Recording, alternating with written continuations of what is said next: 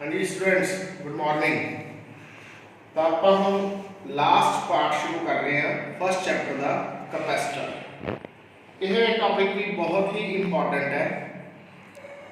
जो आज का लैक्चर है ये मैं जनरल डिस्कशन करूँगा, छोटे छोटे कुछ डेफिनेशन होंगे प्लस टर्म्स ਜਿਹੜੀਆਂ ਅੱਗੇ ਅੱਗੇ ਇਸ ਪਾਰਟ ਯੂਜ਼ ਹੁੰਦੀਆਂ ਉਹਨਾਂ ਬਾਰੇ ਗੱਲ ਕਰਾਂਗੇ ਆਪਾਂ। So name of this part is capacitor.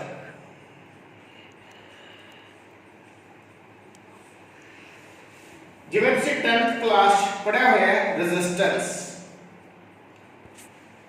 Electronic component हुंदा है, उस तरह कैपेसिटर भी एक इलैक्ट्रॉनिक कंपोनेंट हुंदा है। कैपेसिटर वास्ते सिंबल हैगा इस तरह दो पैरेलल्स,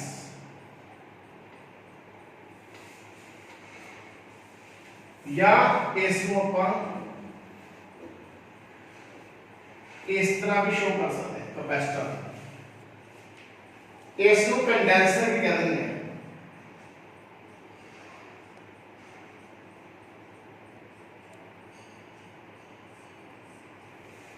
कंफ्यूज नहीं होना, चाहे कैपेसिटर लिखा हो चाहे कंडेंसर लिखा हो, एक ही गल है। आ एक सिंबल दो पैरेलल लाइंस या एक कर्व लाइन ते एक पैरेलल लाइन, आ दोनों कैपेसिटर दे सिंबल। इलैक्ट्रॉनिक कंपोनेंट है, इलैक्ट्रॉनिक सर्किट दे विच यूज होता है। जो तुसीं इहनूं देखना चाहते हो तो नॉर्मली तुहाडे घरे फैन लग्या होगा, पक्खा लग्या होगा, पक्खे दे विच जिहड़ी ओहदी स्ट्रक्चर लगी हुंदी है ऊपर, ओहदे विच एक सैल टाइप स्ट्रक्चर हुंदी है, जिवें सैल हुंदा है वड्डा सारा, या पानी की मोटर लगी होगी ਉਹਦੇ ਉੱਪਰ ਇੱਕ ਸੈਲੀਆ ਲੱਗਿਆ ਹੁੰਦਾ ਹੈ, दैट इज ए कैपेसिटर। ਉਹ कैपेसिटर ਹੁੰਦਾ ਹੈ। ਬਸ ਤੁਸੀਂ ਵਿਜ਼ੂਅਲਾਈਜ਼ ਕਰ ਸਕਦੇ ਹੋ। ਘਰੇ ਆ ਕੇ ਪਾਣੀ ਦੀ ਮੋਟਰ ਦੇਖ ਲਿਓ ਜਾਂ ਪੱਖੇ ਦੇ ਵਿੱਚ ਜਿਹੜਾ ਹੈਗਾ ਪਾਰਟ, ਪੱਖੇ ਦੇ ਉੱਪਰ ਜਿਹੜੀ ਜਿੱਥੇ ਤਾਰਾਂ ਵਗੈਰਾ ਲੱਗੀਆਂ ਹੁੰਦੀਆਂ ਉਹਦੇ ਵਿੱਚ ਲੱਗਿਆ ਹੁੰਦਾ ਹੈ।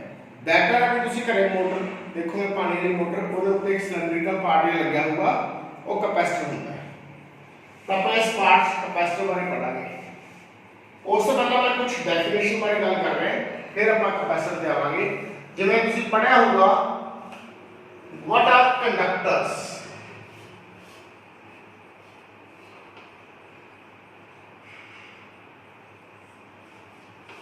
इंसुलेटर्स,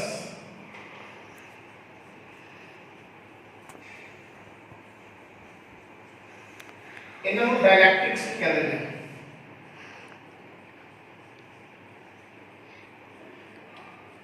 शायद नाम ना सुना होगा तुसी। Insulators are also called as dielectrics.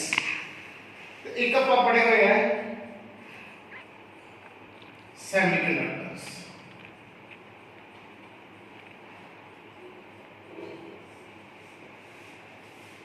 Basically आप इस पार्ट ਨੂੰ ਇਹਦੇ ਵਿੱਚ ਥੋੜਾ ਜਿਹਾ ਐਕਸਟੈਂਸ਼ਨ ਚ ਜਾਵਾਂਗੇ। ਕੰਡਕਟਰ ਕੀ ਹੁੰਦੇ ਆ? ਸਭ ਤੋਂ ਪਹਿਲੇ ਇੱਕ ਜਸਟ ਡੈਫੀਨੇਸ਼ਨ ਦੱਸਣਾ ਹੈ। which conduct electricity, जिन्ना कोल फ्री इलेक्ट्रॉन ਹੁੰਦੇ ਆ तो इलेक्ट्रिसिटी कंडक्ट करते हैं, जिਵੇਂ copper, silver, they are conductors। insulators ਕੀ ਹੁੰਦੇ ਆ? which do not conduct electricity, these are also called as dielectrics। जिਵੇਂ अपने कोल रबड़ होगी, डायमंड हो गया, ग्रेफाइट हो गया, these all are insulators or dielectrics। Semiconductor 0 kelvin temperature पे यह इंसुलेटर की तरह बिहेव करते हैं, ते रूम टेंपरेचर पे जाके ये कंडक्टर की तरह बिहेव करते हैं। इन्हां नूं आपां डिटेल च पढ़ांगे सेमीकंडक्टर नूं अगे आके, जिहड़ा लास्ट चैप्टर तुहाडा 9th चैप्टर इलैक्ट्रॉनिक डिवाइसेस, ਉਹਦੇ ਵਿੱਚ ਆਪਾਂ डिटेल च पढ़ांगे, काफी डिटेल च पढ़ांगे। जर्मेनियम ते सिलिकॉन ਇਹਦੇ example. Conductor which conduct electricity, insulator which do not conduct electricity, semiconductor ਜਿਹੜੇ ਕਿ 0 केल्विन ਤੇ ਤਾਂ ਕੰਡਕਟ ਨਹੀਂ ਕਰਦੇ ਤੇ ਰੂਮ ਟੈਂਪਰੇਚਰ ਤੇ ਆ ਕੇ ਕੰਡਕਟ ਕਰਦੇ।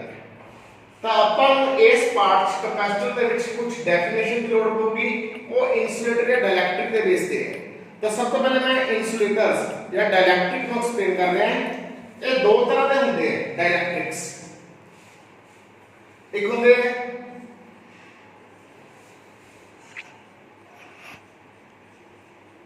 Polar dielectrics,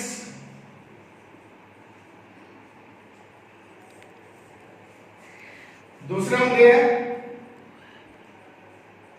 non polar dielectrics. polar dielectrics and non-polar dielectrics. What are polar dielectrics? तो polar dielectrics की मैं डेफिनेशन दूंगा, उनमें पहले थोड़ा ही एक्सप्लेन करता हूं।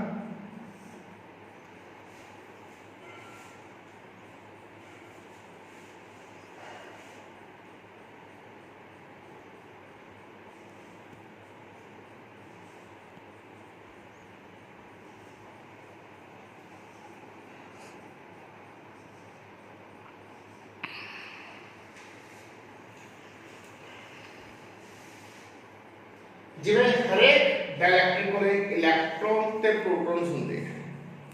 इलेक्ट्रॉन ते की चार्ज होंदा है नेगेटिव चार्ज, प्रोटॉन ते की चार्ज होंदा है पॉजिटिव चार्ज। जिवें आ सारे इलेक्ट्रॉन्स हो गए, आ सारे प्रोटॉन्स हो गए, तो सारा नेगेटिव चार्ज एक हाइपोथेटिकल पॉइंट पे अपन कहने कॉन्संट्रेट होंदा है। उस हाइपोथेटिकल पॉइंट पर अपन कहने हैं center of gravity of negative charge. जो सारा नेगेटिव चार्ज एक पॉइंट पे कॉन्सेंट्रेट है, जिसको अपन कहते हैं center of gravity of negative charge. आप मनवा पॉइंट आ गया जिथे सारे नेगेटिव चार्ज कॉन्सेंट्रेट है। उसी तरह सारा पॉजिटिव चार्ज एक पॉइंट पे कॉन्सेंट्रेट है, उन्होंने अपन कहते हैं center of gravity of positive charge. Means आ सारा पॉजिटिव चार्ज मैं कहता इथे कॉन्सेंट्रेट है, और सारे में नेगेटिव चार्ज मैं कहता इथे कॉन्सेंट्रेट है। तो ਜਿਹੜੇ पोलर डाइलेक्ट्रिक ਹੁੰਦੇ ਆ ਉਹਨਾਂ ਦੇ ਵਿੱਚ centre of gravity of negative charge centre of gravity of positive charge तो कुछ डिस्टेंस ਨਾਲ ਸੈਪਰੇਟਡ ਹੁੰਦਾ ਹੈ। ਬਸ ਹਮੇਸ਼ਾ ਇਹਨਾਂ ਦੇ ਵਿੱਚ ਕੁਝ ਨਾ ਕੁਝ ਗੈਪ ਹੁੰਦਾ ਹੈ। ਜਿੰਨਾ 네ਗੇਟਿਵ ਚਾਰਜ ਹੁੰਦਾ ਹੈ उनमें पॉजिटिव चार्ज होता है। बस equal and opposite charge separated by some distance, तो की चीज बन गई है डाइपोल। डाइपोल बन गई तो डाइपोल मूवमेंट होगी। Means polar dielectrics in which there is permanent value of dipole movement. जिहदे विच नेगेटिव ते पॉजिटिव चार्ज च हमेशा कुछ ना कुछ स्पेसिंग हुंदी है, वो एक डाइपोल की तरह बिहेव करता है, ते ओदी permanent value of dipole movement हुंदी है। उन्हां नूं आपां कहंदे आ पोलर डाइलेक्ट्रिक्स। जिवें H2O वाटर हो गई एग्जांपल, अमोनिया होगी, these are examples of polar dielectrics. So definition की होगी those dielectrics which have permanent value of dipole moment. So this is about polar dielectrics. On the other hand, what are non-polar dielectrics?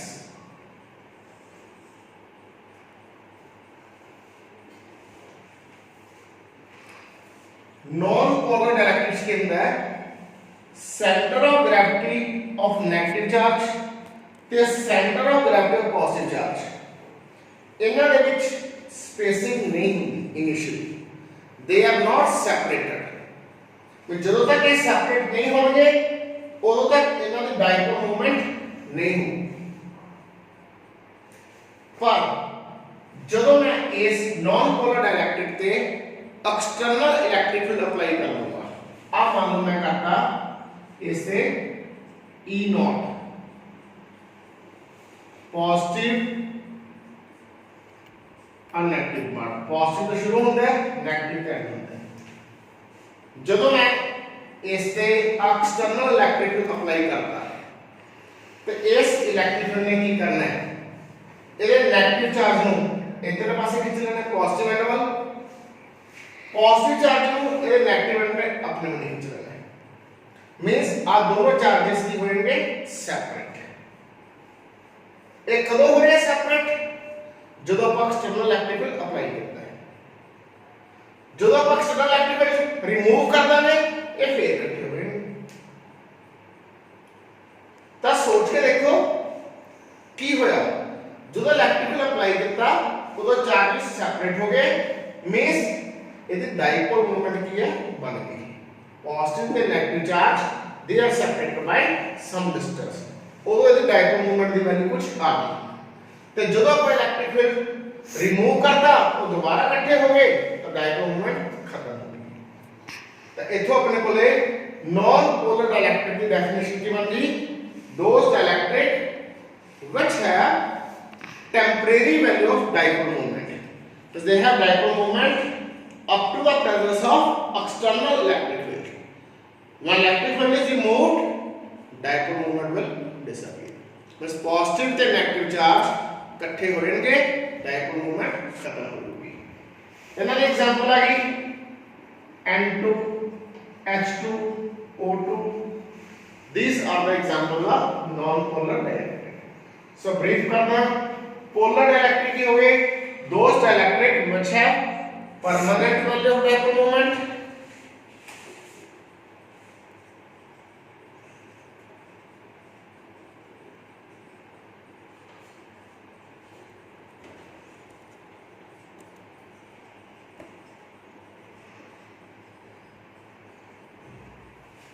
and non-polar dielectric which have temporary value of dipole moment. So these are two definitions which we have done polar dielectric and non-polar dielectric. ਹੁਣ ਉਸ ਤੋਂ ਬਾਅਦ ਆਪਾਂ ਅੱਗੇ ਇੱਕ term ਪੜ੍ਹ ਰਹੇ ਹਾਂ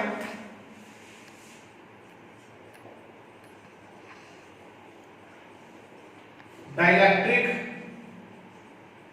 polarization। a definition exams पूछी हुई what do you mean by dielectric polarization? E not की है बिल्कुल this is external electric field। जब इस external electric field को मैं non polar dielectric पे अप्लाई करता तो इसने की कितना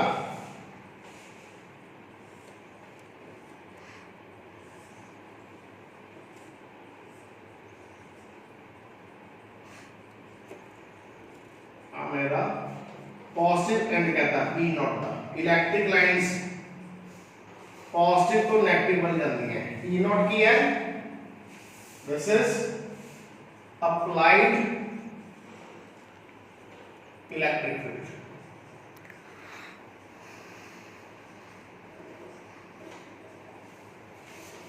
जब E नॉट को मैं नॉन पोलर डाइलेक्ट्रिक पे अप्लाई करूंगा this E not will stretch the ions of non-polar dielectric। मैं center of gravity of negative charge ਨੂੰ या negative charge ਨੂੰ ਆਪਦੇ ਇਧਰਲੇ ਪਾਸੇ ਖਿੱਚ ਲੂਗਾ positive end ਵੱਲ ਤੇ positive charge ਨੂੰ ਆਪਦੇ negative end ਵੱਲ ਖਿੱਚ ਲੂਗਾ। ਇਸ ions ਦੀ stretching ਨੂੰ in the presence of external electric field इस चीज को की करने अपना डाइलेक्ट्रिक पोलराइजेशन। इस प्रोसेस को की करने अपना dielectric polarisation.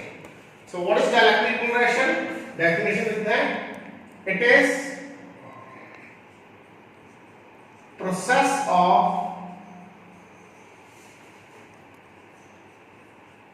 stretching the ions of atoms of dielectric in the presence of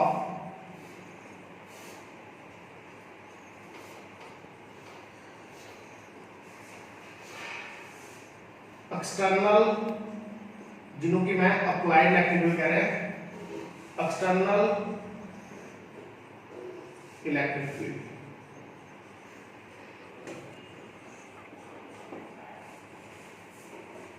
This is the definition of dielectric polarization. इन्हां आयंस ਨੂੰ stretch करना in the presence of applied या external electric field E0. This is called as dielectric polarization. ਹੁਣ ਦੇਖੋ ਇਹਦੇ ਵਿੱਚ ਕੀ ਹੋਇਆ E0 ਕੀ ਹੈ applied electric field इसने ਕੀ ਕੀਤਾ नेगेटिव को इधर करता पॉजिटिव को इधर करता means within dielectric positive to negative electric field setup हो गया फ्रॉम राइट टू लेफ्ट अब पॉजिटिव तो नेगेटिव वाला इसमें ਆਪਾਂ ਕਹਾਂਗੇ EI EI ਕੀ ਹੈ इंड्यूस्ड इलेक्ट्रिक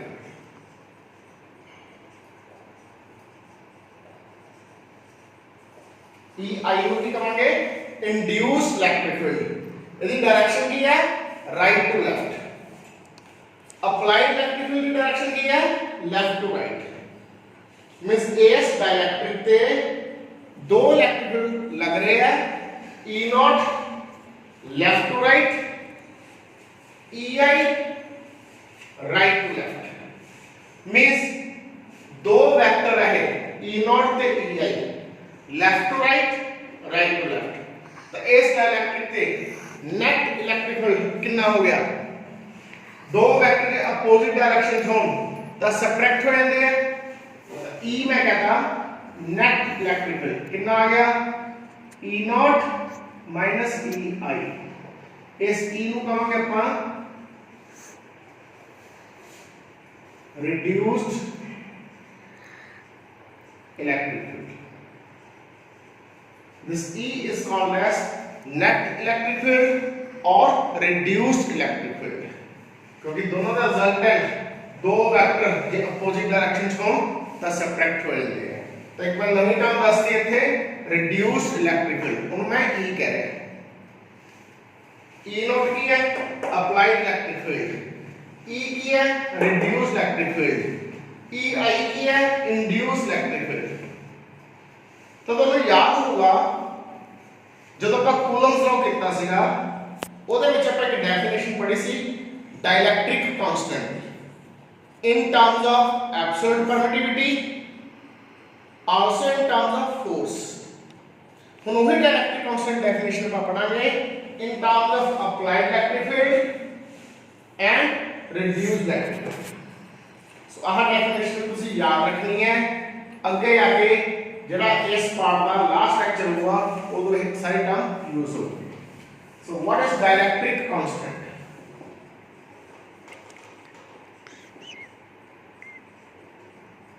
तुम्हें याद होगा इन्हों मैं k नाल लिखता सीगा in terms of electric field it is the ratio of applied electric field and reduced electric field E की है reduced electric field E0 की है applied electric field E0 की वैल्यू हमेशा E तो ज्यादा होगी कभी भी घट नहीं हो सकती means K is always greater than equal to 1 maximum equal हो सकती है वैल्यूज पर E0 की वैल्यू कभी भी E तो घट नहीं हो सकती means dielectric constant की वैल्यू K की वैल्यू 1 तो ज्यादा होगी हमेशा so this is dielectric constant in terms of electric field so आप कुछ मैं पार्ट समझाया था +4 इज रिलेटेड जेड़ा क्वेश्चन एक हो रहा है इधर मैं रब कर रहे हैं वो समझा रहे हैं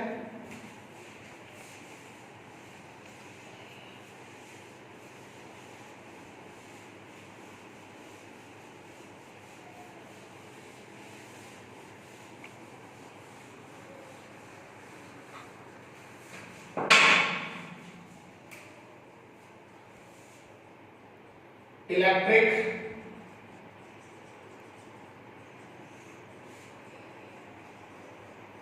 susceptibility नॉर्मली इसको लेटर ਨਾਲ डिनोट करते हैं इनको बोलते हैं एक्साई जिਵੇਂ साई ਹੁੰਦਾ है उਵੇਂ इस लेटर ਨੂੰ भी बोलते हैं एक्साई तो इथों ही कंटिन्यू कर रहे हैं आयंस को स्ट्रेच करना है मींस डाइलेक्ट्रिक पोलराइजेशन करनी है अपन स्ट्रेच करना मींस पोलराइजेशन करनी है।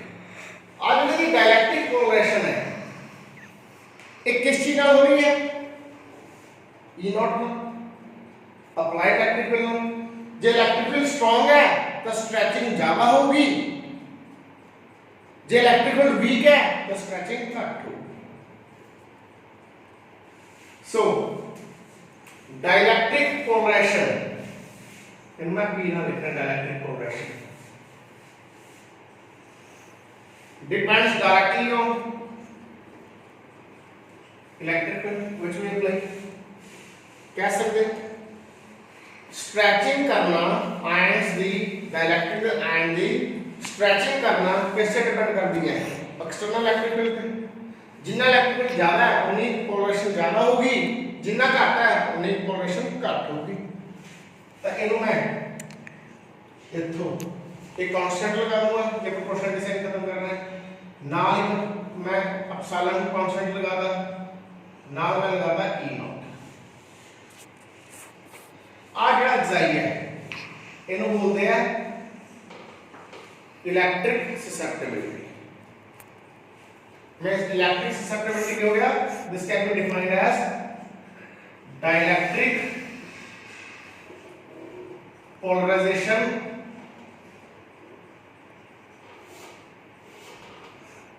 per unit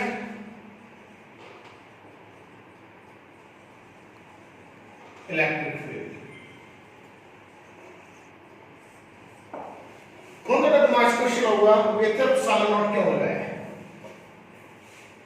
इस इक्वेशन नु डायमेंशनली करेक्ट करने वास्ते एप्सिलॉन नॉट लगाया, आ कांस्टेंट लगाया ताकि डायमेंशनली भी आ इक्वेशन सही हो। और कोई ये फंक्शन नहीं है, कोई भी इक्वेशन ता करेक्ट होती है जो न्यूमेरिकली भी ते डायमेंशनली भी करेक्ट होगी। तो एप्सिलॉन नॉट का काम इत्थे किया है, इस इक्वेशन नु डायमेंशनली करेक्ट करने वास्ते लगाया है।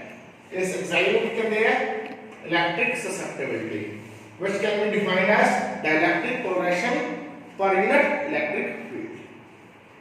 सो एक डेफिनेशन आ होगी, डाइलेक्ट्रिक पोलराइजेशन समझ आ गया होगा। उस तो बाद another definition dielectric strength। छोटे छोटे डेफिनेशन है, एक एक दो नंबर के लिए क्वेश्चन बन जाते हैं इन्होंने वैसे तो मैं दस रहा। what is dielectric strength? it is the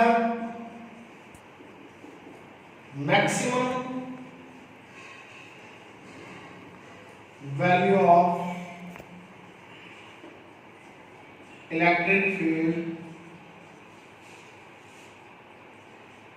which we can apply to a dielectric without its electrical breakdown।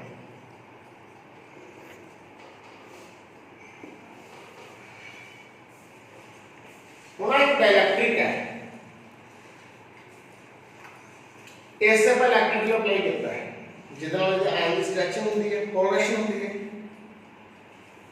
तो इससे भी इन्होंने आयन से इलेक्ट्रिक फील्ड अप्लाई करने की एक वैल्यू होती है। जिवें कि मैं तुहानू मान लो किसी भी बच्चे को मैं डांटना है, एक एग्जांपल दे रहे हैं, तो मैं उस बच्चे को वो पढ़ के नहीं आया, मैं उन्हें समझाया बेटे तू पढ़ के नहीं आया, थोड़ा डांटिया भी, वर्ड्स थोड़े हार्श यूज करते, वो बच्चे ने मेरी गल मान ली, कहते ठीक है सर मैं अगे तो पढ़ के आऊँगा। उस तो बाद भी जो मैं वो बच्चे ने जो आदि गलती मान ली, मैं कल तो पढ़ के आऊँगा कहता मैं, उस तो बाद भी मैं उन्हें धक्का करी जाऊँ, मैं होर ज़्यादा डांटा, मैं थप्पड़ लगाने शुरू करता, तो एक लिमिट होगी जितों तक मैं टॉलरेट करूँगा। इतने मैं की हो गया इलेक्ट्रिक फील्ड, वो बच्चा की हो गया डाइलेक्ट्रिक। तो मैं कुछ लिमिट तक ही उस बच्चे को डांट सकता है, कुछ लिमिट तक ही वो बच्चा मेरी गल सुनूगा, जो मैं बेफालतू ही उसे खींची जाऊंगा अल्टीमेटली की होगा ब्रेकडाउन, और मैंने ओबे करना बंद कर दूंगा, मैं होगा breakdown.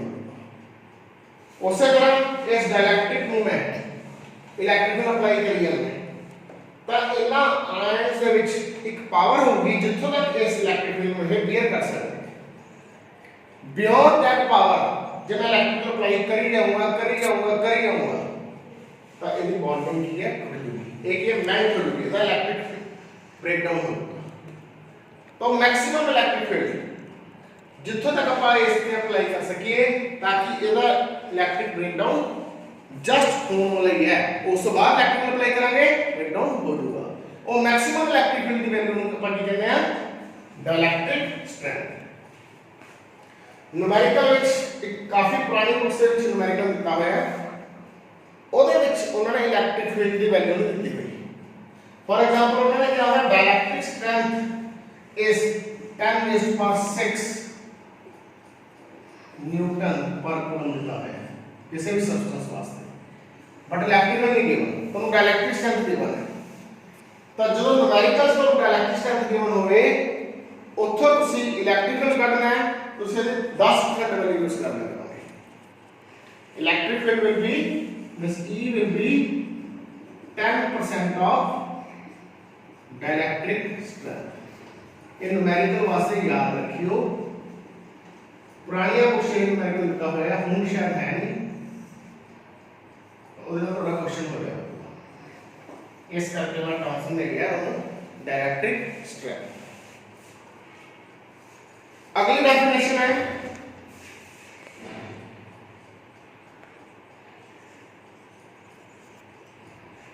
Electrostatic shielding.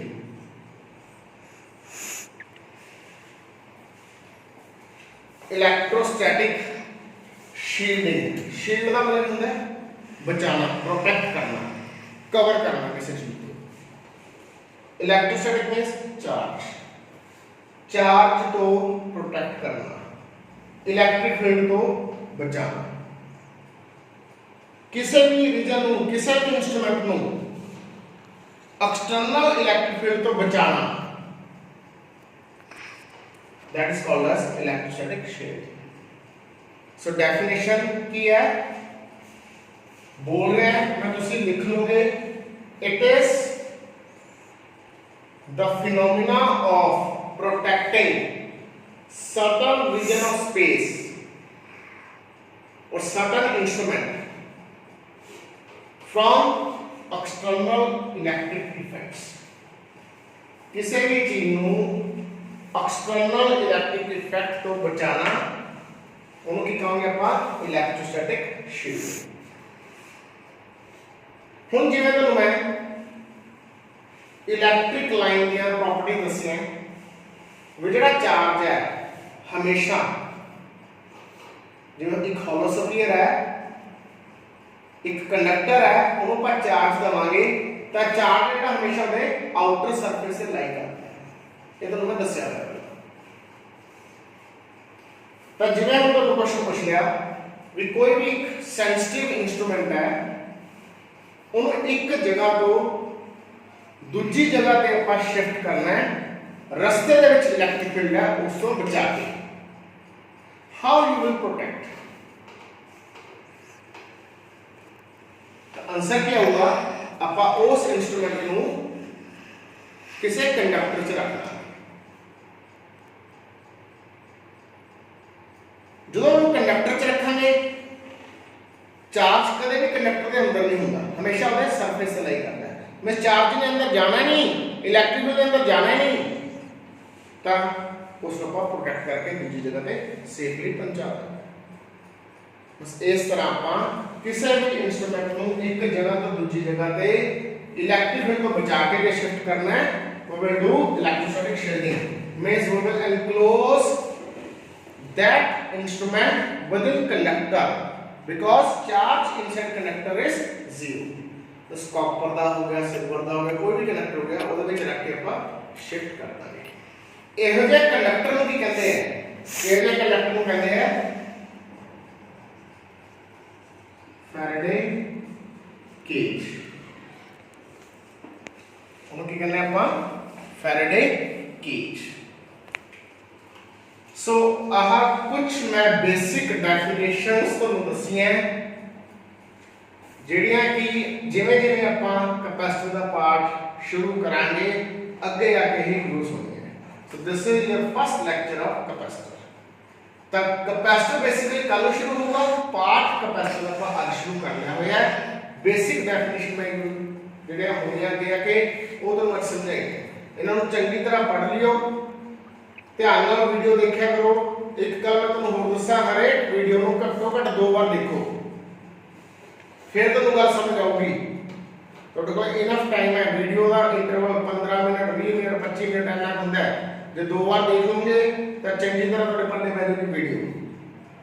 This will be very very useful for you ਜੇ ਤੁਸੀਂ 2 ਵਾਰ ਦੇਖੋਗੇ।